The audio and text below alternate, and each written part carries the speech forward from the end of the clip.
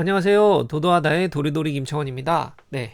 이번 시간에는 개발 트렌드의 변화라는 주제를 가지고 왔는데, 이걸 하려고 했던 이유가 제가 예전에 진짜 개발을 한 지도 이제 한참 됐는데, 예전에 C샵 처음 개발했을 때에 비해서 지금 개발 트렌드가 좀 많이 바뀌었더라고요. MSDN이라고 했는데 그 당시에는 지금은 DOCS인가? 뭐 그렇게 돼 있을 겁니다. 거기 마이크로소프트에서 공식적으로 얘기하는 것들도 많이 바뀌어서 한번 얘기를 정리를 해보려고 해요. 네.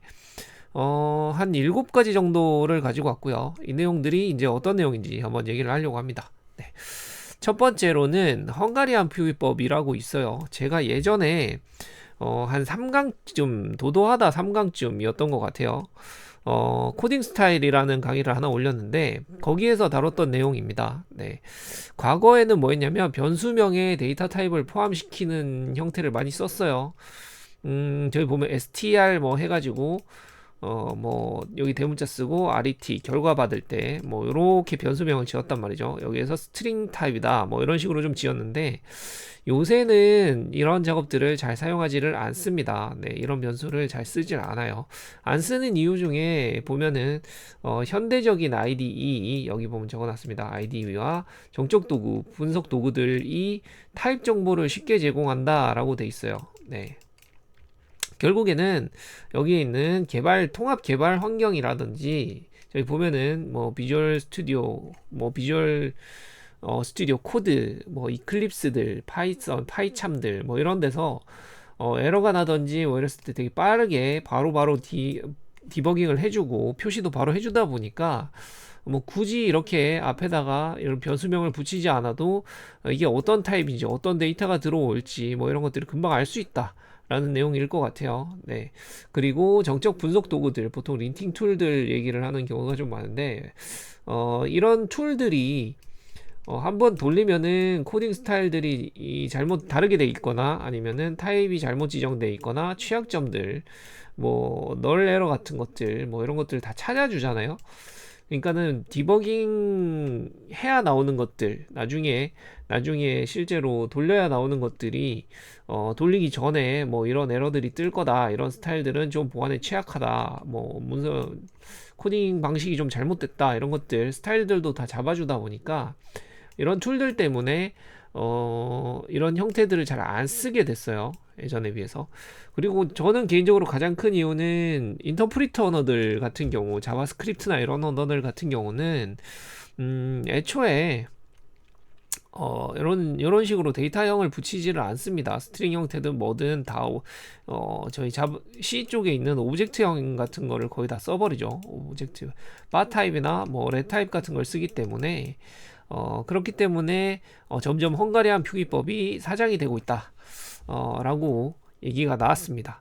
완전 사장된 건 아니고요. 여기 보면은 응용 헝가리안 표기법이라고 나와 있어요. 보통 시스템 헝가리안 표기법이라고 얘기를 하는데 뭐 이런 것들은 그냥 사용된다라고 보시면 되고요. 어느 정도 변형된 형태가 나간다라고 보면 될 것 같아요. 이런 식으로 데이터형을 포함하는 것들이 사장이 되었다. 잘 지향하는 편이다. 뭐 이렇게 보시면 될 것 같습니다. 그리고 의미중심적인 변수명이라고 이렇게 쭉 적어놨는데 이거는 그냥 카멜 케이스죠. 카멜 케이스 예전부터 썼던 거고 지금도 많이 쓰고 있습니다. 뭐 이렇게 선호되고 있다라는 내용이고요. 그 다음 내용은 케밥 케이스와 스네이크 케이스가 사용이 증가되었다. 라는 내용이 있어요. 이 내용은 뭐냐면 스네이크 케이스 같은 경우는 아까 위에도 말했듯이 도리도리 하고 싶은 거다의 3강에서 같이 다루었던 내용이고요. 케밥 케이스는 처음 다루는데 얘 같은 경우는 중간에 이렇게 하이픈을 집어넣는 형태가 될 것 같아요. 요게 케밥 케이스고요. 스네이크 케이스는 여기에 언더바 넣는 거 라고 보시면 됩니다. 그래서 케밥 케이스 같은 경우는 보통 제이슨 타입이나 URL이나 파일명에 쓰는데 얘 같은 경우는 스네이크 케이스를 잘 안 쓰는 이유라고 해서 찾아봤더니 브라우저 웹 브라우저 환경이라든지 주소창 이런 데 보면은 글을 막 쓰잖아요. 근데 이 중간에 스네이크 케이스 형태로 써서 밑에 언더바를 써버리면은 띄어쓰기랑 구분이 잘 안 간다라는 내용들이 좀 있었어요. 그래서 좀 보기 편하게 쓰려고 뭐 이런 것들을 많이 쓴다. 자바 쪽이라든지 제이슨 형태를 다루고 REST API를 다루고 뭐 이런 쪽은 확실히 많이 보이는 것 같아요. 쓰다 보니까 거의 익숙한 형태로 쓰고 있는데 이런 식으로 많이 권장을 하고 있다라고 보면 될 것 같습니다. 그리고 스네이크 케이스 얘 같은 경우는 다뤘었는데 스네이크랑 어퍼 스네이크도 있었죠. 어퍼 스네이크도 있었어요. 카멜도 마찬가지지만 얘 같은 경우는 파이썬에서 좀 쓰고요. SQL DB 할 때 좀 많이 쓴다고 보면 될 것 같아요. 실제로 파이썬을 쓰지를 않아서 파이썬 쪽은 잘 모르겠는데 SQL 쓰면은 뭐 다 스네이크로 쓰고 있죠. 다 뭐 컬럼명도 대부분 대문자고 DB명, 테이블명 같은 경우는 무조건 뭐 거의 대부분 스네이크 케이스를 쓰고 있다. 환경 변수들도 마찬가지고요. 파이썬에서는 이 스네이크 케이스 자체가 표준 스타일로 지정이 돼 있다라고 하더라고요. 제가 안 써서 뭐라고 할 수는 없는데 일단은 지정 자체가 돼 있다고 합니다. 하지만 이제 C나 자바 쪽 같은 경우는 여전히 카멜 케이스를 쓴다라고 보시면 될 것 같아요. 네, 자바스크립트가 아니고 자바. C나 자바 쪽 같은 경우는 예전부터 그랬지만 뭐 카멜 케이스 그대로 쓴다라고 보시면 되고요.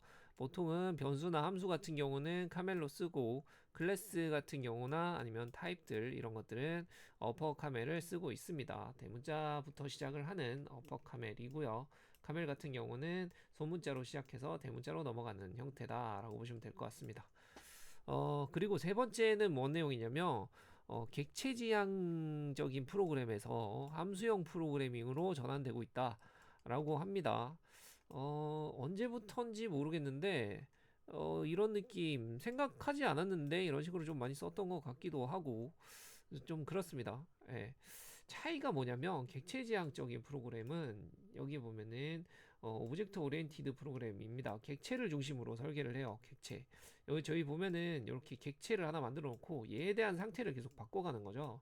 그래서 뭔가 이렇게 펑션을 하나 만들어 놓고 여기에서 쭉 들어갔다 나오면 클래스들을 여기다 선언해 놓고 이 클래스에 대한 상태를 이렇게 쭉 바꾸는 형태로 개발을 합니다.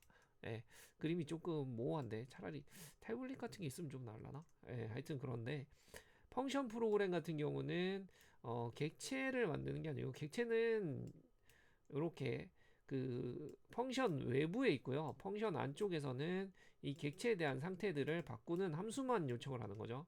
예를 들면은 얘 스테이터스를 바꿔라 라고 하면은 스테이터스 A에서 B로 바뀌어야 되는 경우가 있어요. 객체 지향 같은 경우는 여기 객체를 집어넣어서 얘 스테이터스를 바꾼 다음에 토해내는 형태다 라고 보시면 얘 같은 경우는 A를 던져가지고 B만 받아오는 거죠. B만.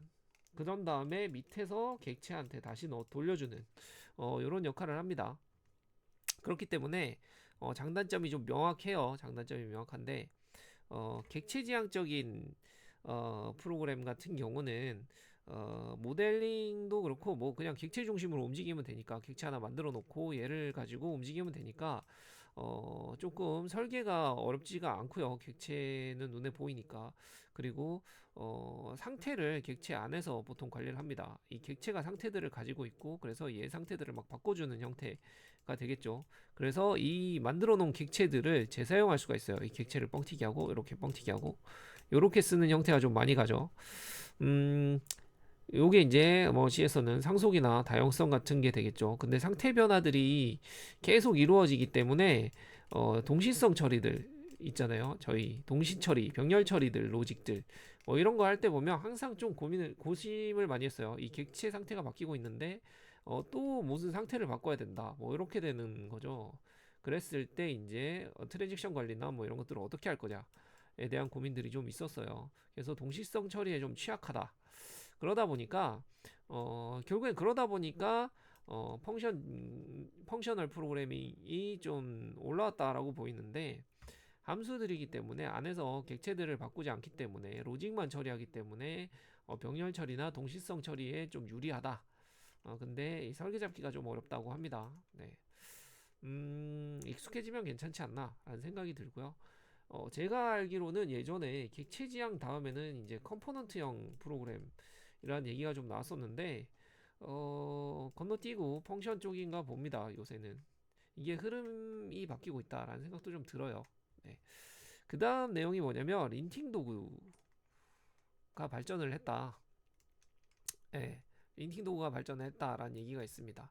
린팅 도구나 아까 보면 정적 분석 도구들 뭐 이런 것들 있잖아요. 결국에는 소스를 밀어넣었을 때 소스에 대한 오류들, 그 다음에 스타일이 잘못됐던 것들, 잘못됐다기보다는 뭐 정규 스타일을 맞추는 게 좋겠죠. 그 다음에 일어날 수 있는 잠재적인 버그들, 널 에러 체크를 안 했다든지 뭐 이런 것들을 자동으로 찾아줍니다.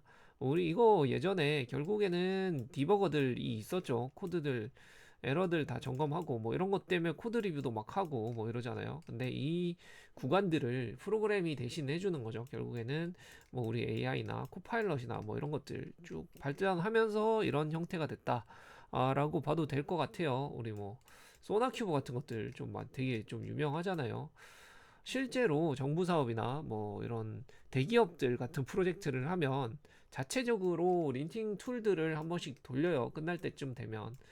물론 회사 자체에서 검수를 하고 린팅 도구를 돌린 다음에 고객한테 전달하면 좋겠지만 뭐 중소기업 소기업들, 중기업 정도만 돼도 있을 테니까 소기업들이나 뭐 없는 데 같은 경우는 그냥 던질 테니까 소스 코드가 어떻게 되는지 모를 거잖아요. 특히나 아무것도 모르는 회사들은 좀 그러다 보니까 이런 것들을 해서 이쪽 회사가 프로젝트를 제대로 수행했는지 한 번 더 점검을 하는 느낌이라고 봐도 될 것 같습니다. 네. 그래서 이런 것들이 조금 어, 많이 쓰인다라고 보시면 될 것 같아요. 실제로 개발하는 입장에서는 조금 힘들죠. 나중에 이거 렌팅 도구를 돌리면 돌릴 때 시험 보는 것 같기도 하고 나중에 수정이 막 엄청나게 많이 뜨거든요. 예를 들면은 개발하는 사람이 널 체크하는 형태가 뭐 다른 형태로 돼 있어요. 자기 나름의 이런 널 체크를 하고 있는데 린팅 도구에서는 스타일이 맞지 않다고 다 에러로 쳐버리는 거죠. 그러면은 똑같은 형태로 개발을 한 것들이 다 걸릴 거기 때문에 한 500개가 나오고 뭐 1000개가 나오고 뭐 이런 경우도 있어요. 그러면은 다 찾아서 고쳐야 되니까 음, 더 번거로워질 수도 있습니다. 네. 하지만 뭐 이런 것들 때문에 쓰는 경우가 많죠. 아무래도. 그 다음 다섯 번째는 뭐냐면 주석. 주석을 어, 잘 안 쓰는 지양하는 형태로 좀 바뀌었어요. 근데 주석을 지향한다는 얘기가 뭐냐면 주석이라는 거는 결국에는 코드에 의미를 좀 부여하려고 하는 거죠. 이 코드가 뭔지 설명해주는 역할을 막 하고 있잖아요. 근데 이 설명이 필요 없을 만큼 문서화되어 있는 코드를 원한다, 선호한다라는 내용입니다. 셀프 문서화 코드라고 하면 여기에 보면 적어놨는데 코드 자체의 의미를 다 가지고 있어요. 코드 자체에. 그렇기 때문에 여기 보면 주석 없이 코드만으로도 이해가 가능해야 된다라고 적어놨고 그럴 거면 뭐 어떻게 해야 되냐면 의미 있는 변수와 함수명 이렇게 명칭들을 읽기만 해도 이 어덜트면은 이 어른은 뭐 나이가 몇 살인지 넣겠다. 음. 그래서 요 나이를 여기다 넣겠다. 뭐 그래서 18살보다는 커야 된다. 그러면은 어른이다. 뭐 이렇게 바로 확인하는 코드만 봐도 뭔 내용인지 바로 알 수 있는 형태가 되는 거고요. 그리고 짧고 명확한 함수. 이렇게 하고 싶으면은 결국에는 주석 없이 코드만으로 충분히 이해를 하고 싶으면 아까 얘기했듯이 펑셔널 프로그래밍이 돼야 됩니다. FP가 돼야 돼요. 짧아야 됩니다. 펑션만 딱 처리하고 나와야 돼요.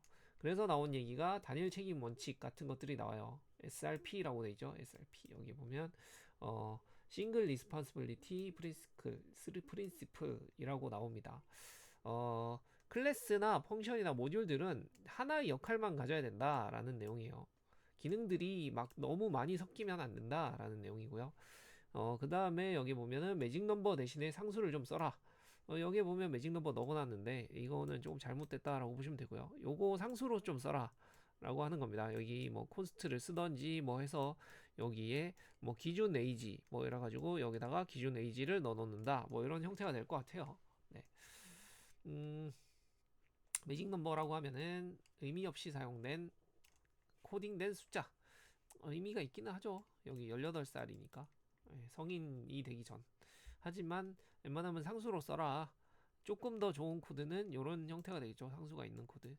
자, 그 다음 나쁜 코드는 변수명이 의미가 없습니다. 의미가 없고 주석이 불필요하게 계속 나온다. 라는 게 나쁜 코드래요. 요 근래에 나온 요 근래 좀 된 것 같아요. 네. 어떤 내용이냐면 일단은 주석을 좀 자제해라, 지양해라라는 내용은 주석을 많이 적을 경우에 예를 들면 이런 거죠. 하다 보니까 얘가 똑같은 날짜를 찾고 싶어요. 18살이 되는 애를 찾고 싶어요. 근데 얘만 바꾸고 주석을 안 바꾼 거죠. 18세 이상이면. 아니면은 막 살다 보니까 얘가 19세가 성인 기준이 돼서 얘를 19로 바꾼 거예요. 근데 여기는 안 바꾼 거죠. 그러면은 내용 자체가 다르잖아요. 그러면 주석을 봐도 헷갈릴 수 있고 잘못된 주석이 돼버리는 거죠. 그렇기 때문에 이런 것들은 두 개 다 진짜 꼼꼼하게 해서 다 찾아서 고칠 거 아니면 디버깅도 안 되기 때문에 이런 주석들은 웬만하면 달지 말아라. 물론 제가 유튜브 강의를 올리고 하는 것들은 설명이 필요하기 때문에 그런 설명들에 대한 주석 좋은 거라고 봅니다. 하지만 저도 이제 개인적으로 개발할 때는 약간 이런 형태로 개발하려고 해요. 네. 음, 그렇게 돼 있습니다. 그리고 주석들이 반복적으로 계속 쓰죠. 여기도 있고 여기도 있고 여기도 있고 주석이 많을 필요가 없다라는 게 주인 것 같아요. 그 다음 나온 내용이 여섯 번째가 SQL 기반 스트럭처죠. 쿼리 랭귀지죠. SQL 기반의 RDBMS 언어에서 NoSQL, USQL로 확장이 됐다라는 내용입니다.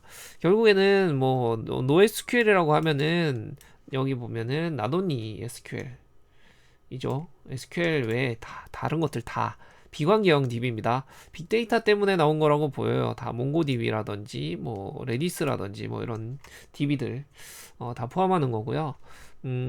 원래 RDBMS 같은 경우는 관계형 DB잖아요. 릴레이션 DB니까. 그래서 테이블 기반으로 구성이 돼 있고 ACID를 보장한다. 이 트랜잭션을 보장한다. 라는 구간입니다. 트랜지션 신뢰성을 보장한다 라는 구간이고요. 그리고 쿼리를 쓴다. 요것들이 RDBMS의 특징이에요. MS SQL이라든지 오라클 이 대표적이겠죠. 뭐 얘기하면 다 이거고요. 대부분이 다 이거니까. 얘들 같은 경우는 그래서 이런 것들 때문에 많이 썼다가 지금도 많이 쓰고 앞으로도 많이 쓸 것 같습니다. 없어지진 않을 것 같아요. 여기에 대한 전문가들은 확실히 뭐 고급 개발자 이상의 가치를 가지니까 이쪽도 나쁘지 않다고 보고요. 자격증도 낙낙하게 잘 가지고 있습니다. 많이 있어요. 그래서 이쪽도 한번 보시는 게 좋을 것 같고 없어질 것 같지는 않아요. 개인적인 생각은. 하지만 얘네들이 들어왔다라고 보는 게 맞지 않겠습니까? Non-SQL DB, NoSQL DB가 나왔고요. SQL이 아닌 DB들 보면은 빅데이터 때문에 왔는데 DB로 처리하려 테이블 형태로 처리를 하다 보니까 힘들다. 그리고 트랜잭션들 다 집어넣어 갖고 하나하나씩 다 체크를 하려다 보니까 좀 힘들다. 그래서 얘기한 것들이 스키마가 유연하게 바뀌어야 되고 확장성이 커야 된다. 그래서 뭐 데이터 형태도 여러 개, 키밸류 형태나 뭐 이런 제이스 형태 같은 것들이 되겠죠. 이렇게 대응을 해야 된다라고 해서 나온 게 NoSQL DB다라고 보면 되고요. USQL은 실제로 보지는 않았어요. 저도 이번에 검색하면서 좀 찾았는데 USQL이라는 게 요새 언제부터인지 모르겠습니다. 요새라고 하기도 모르고 잘 모르니까 뜨고 있다고 합니다. 장점만을 모았다고 하는데 결국에는 RDBMS의 쿼리도 쓰고 트랜잭션 신뢰성도 보장이 되는 상태에서 확장성도 되게 높다. 다른 데이터형들도 다 제공을 하고 뭐 이런 장점만 모아놨다라고 하는데 그럴 거면 일로 다 넘어갔겠죠. 뭐 어느 정도 이렇게 왔다 갔다 하는 모양입니다. 네. 결국에는 데이터가 늘어났기 때문에 대규모 데이터 처리가 필요하다. 그리고 여러 가지 데이터들이 오기 때문에 비정형 데이터들. 이거는 예전에 빅데이터 강의 같은 거 할 때 제가 올린 내용이 있는데 도도하다에 그 내용 할 때 했던 것 같아요. 동일 내용입니다. 이런 것들 때문에 NoSQL DB가 필요해졌다 정도가 될 것 같고요. 그 다음 게 동기 프로그래밍에서 비동기 프로그래밍으로 개발이 바뀌었다. 요새는 예전 같은 경우 뭐 동기 비동기 그렇게 안 따졌죠. 근데 요새는 뭐 하면은 다 동기 비동기인 것 같아요. 그냥 자연스럽게 그냥 비동기 프로그램을 만들고 동기를 선택하는 느낌이라고 보면 될 것 같습니다. 예전에는 동기 프로그램으로 짜다가 뭐 특정 구간에서 필요하면은 비동기를 억지로 구현을 했다라고 하면 요새는 그냥 비동기 프로그램으로 다 짜는 상태에서 얘네는 동기화를 시켜야 돼 라고 하면 동기로 가져가는 형태. 로 좀 개발이 바뀐 것 같아요. 네, 이거는 확실히 느껴지는 구간인 것 같습니다. 성능 최적화 및 비용기 처리. 결국에는 컴퓨터 사양도 좀 좋아졌고 여러 가지를 처리해도 그렇게까지 부하가 많아지지 않았다. 아니면은 데이터량이 많아졌기 때문에 속도가 더 빨라져야 될 필요가 있다. 정도가 될 것 같아요. 네. 이번에도 제가 사진에서 좌표를 찾아가지고 위도 경도 같은 거 찾아서 사진을 이렇게 복사해 놓는 걸 보는데 사진이 한 1000장 이상 막 넘어가니까 속도가 좀 느리더라고요. 한 장씩 이렇게 파일 찾아서 비교하고 파일 찾아서 비교하고. 그래서 병렬 처리를 좀 넣을까 말까 지금 고민 중인데 하여튼 그런 구간들에 대한 내용인 것 같습니다. 네. 동기 같은 경우는 하나가 끝나야 순차적으로 실행되고 하나가 끝나야 다음 게 실행되는 것들 뭐 이 정도로 보면 되고요. 순차적으로 처리하기 때문에 좀 느려요. 그냥 비동기 프로그램 같은 경우는 병렬적으로 실행이 될 수 있습니다. 하지만 여러 가지 데이터를 같이 건들기 때문에 코드에 대한 정리가 좀 더 중요하다. 잘못 짜면은 여기저기 난리가 날 수 있어요. 순서가 바뀔 수도 있고. 그렇기 때문에 그런 것들을 제어하기 위한 이런 것들이 있어요. 콜백이나 프라미스나 언싱크, 어웨이트 뭐 이런 것들이 있습니다. 네. 콜백 같은 경우는 보통 작업 끝나고 나면은 다시 펑션을 실행해서 되돌려주는 거죠. 네, 그 다음에 프라미스 같은 경우는 비동기 작업이 끝날 때까지 기다린 다음에 결과를 약간 트라이 캐치문 같은 느낌으로 처리할 수 있는 느낌 것들이 다 보시면 되고요. 싱크 어웨이트 같은 경우는 얘랑 파생된 건데 조금 더 동기식으로 작성할 수 있도록 비동기 문법인데 아까 얘기했듯이 비동기 문법인데 동기식으로 처리할 수 있도록 해주는 기능이라고 보시면 될 것 같습니다. 네. 그래서 앞에서 보면은 7개 얘기를 했고요. 헝가리안 표기법의 몰락, 케밥 케이스와 스네이크 케이스 사용, 그 다음에 객체 지향에서 함수형 프로그램, 전환, 그 다음에 린팅 도구들, 그 다음 주석이 감소됐다. 그 다음에 여기 SQL 기반에서 NoSQL 기반, 그 다음에 비동기 프로그램으로의 개발이 바뀌었다. 뭐 이렇게 적어놨습니다. 정리를 해보자면 가독성이 최우선이다 라는 내용이고요. 요거 같은 경우가 이제 앞에서 봤던 헝가리안 표기법의 몰락이라고 돼 있는 몰락까지는 좀 너무 어감이 좀 그렇다. 헝가리안 표기법을 잘 안 쓰게 됐다 정도랑 그 다음에 케바 케이스, 스네이크 케이스 그 다음에 여기 보면은 주석의 감소, 셀프 문서 코드가 되겠죠. 뭐 이런 것들이 가독성 결국에는 소스 가독성을 좋아지게 하기 위한 방법이다 라고 보시면 될 것 같고 여기 보면 자동화 프로그램, 린팅 도구나 정적 분석 도구들이 성능이 좋아짐에 따라서 얘네들에 대한 활용이 많아졌다. 그에 따라서 자동으로 소스 코드를 보기 때문에 오류라든지 뭐 이런 불량 감소율이 좀 생겼고 생산성이 조금 올라갔다. 뭐 결국에는 소스가 잘 됐는지 안 됐는지 한 번 더 체크를 해보겠다. 사람이 일일이 점검하고 빵꾸 나고 뭐 이런 게 아니고 프로그램으로 돌려갖고 그냥 끝내겠다 라는 구간이라고 보시면 될 것 같습니다. 그 다음 게 함수형 프로그램이 됐고요. 많이 쓰고 있고 결국에는 비동기 개발 방식 이게 다 같은 내용인 것 같아요. 빅데이터들 여기에서 보면 거꾸로 가면 좀 맞을 것 같은데 데이터량이 많아졌기 때문에 NoSQL DB 같은 걸 좀 많이 쓰게 됐고요. 데이터량이 많아졌기 때문에 비동기 개발 방식이 조금 더 선호가 되게 됐고요. 속도나 뭐 이런 것들 때문에 그러다 보니까 비동기 개발 방식이 늘어나다 보니까 함수형 프로그래밍이 좀 더 중요해졌다라고 보시면 될 것 같아요. 위에 보시면은 적어놨죠. 병렬 처리나 뭐 이런 동시성 때문에 함수형 프로그램이 좀 늘어났다.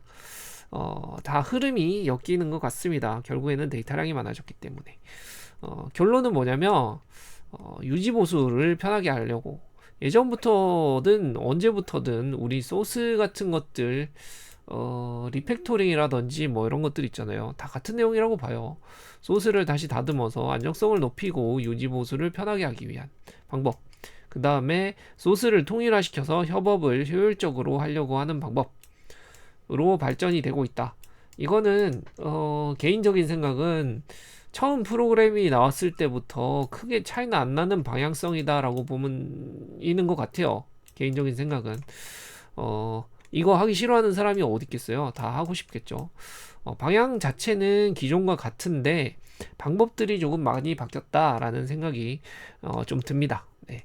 그래서 이번 시간 같은 경우는 개발 트렌드의 변화 좀 짧게 끝내려고 그랬는데 얘기를 하다 보니까 한 25분이 넘었어요. 좀 길어졌어요. 그래서 이 긴 시간 들어주셔서 감사하고 다음번에는 또 다른 내용, 재밌는 내용 가지고 돌아오도록 하겠습니다.